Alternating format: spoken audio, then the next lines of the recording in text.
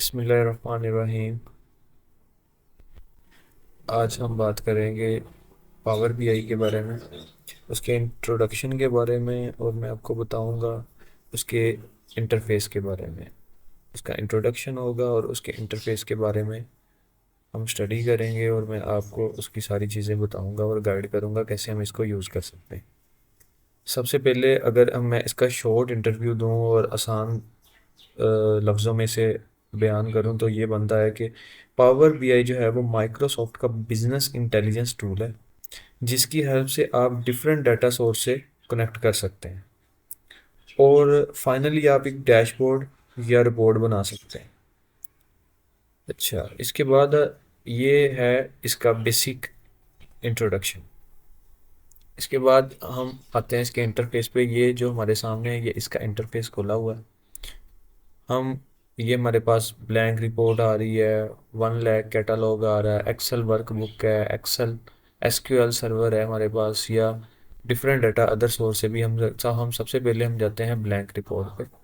ठीक है, यहाँ अगर देखें तो हमारे पास विजुअलाइजेशन है। ये ऑलमोस्ट जो है वो एक्सेल की तरह ही वर्क करता है और एक्सेल की तरह ही है। अगर जो है हम अगर अपनी लेफ्ट साइड पे देखें तो हमारे पास सबसे पहले है रिपोर्ट व्यू। ठीक है, जो भी चार्ट या रिपोर्ट्स हैं वो हम इस पे बनाते हैं। ठीक है, उसके बाद है हमारे पास टेबल व्यू। जो भी टेबल्स आते हैं वो इसमें होते हैं, और इसमें हम टेक्स्ट क्यूरीज लिखते हैं। इसके बाद है हमारे पास मॉडल व्यू।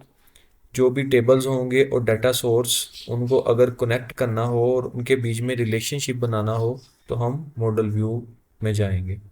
ठीक है, इसके बाद है हमारे पास अगर हम नीचे देखें तो हम इसका मोड दोनों तरह से चेंज कर सकते हैं। मतलब हम डेस्कटॉप लेआउट व्यू में भी देख सकते हैं और मोबाइल लेआउट व्यू में भी देख सकते हैं।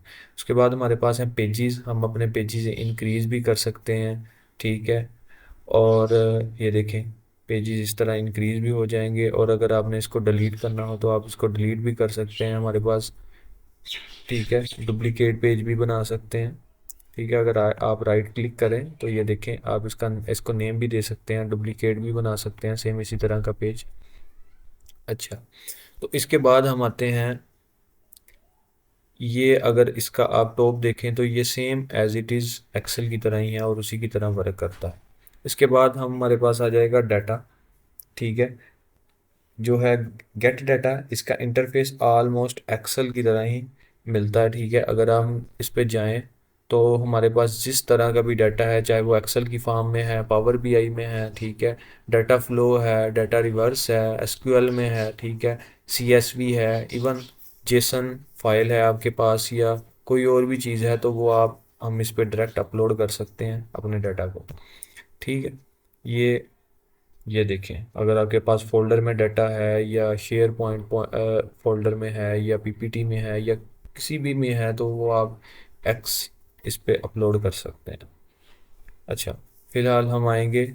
अच्छा, इसके बाद हमारे पास है ये सेम सारा डाटा में ये चीज़ बयान की गई है। इसके बाद है क्यूरीज। क्यूरीज में आएगा हमारे पास ट्रांसफॉर्म डाटा और रिफ्रेश डाटा।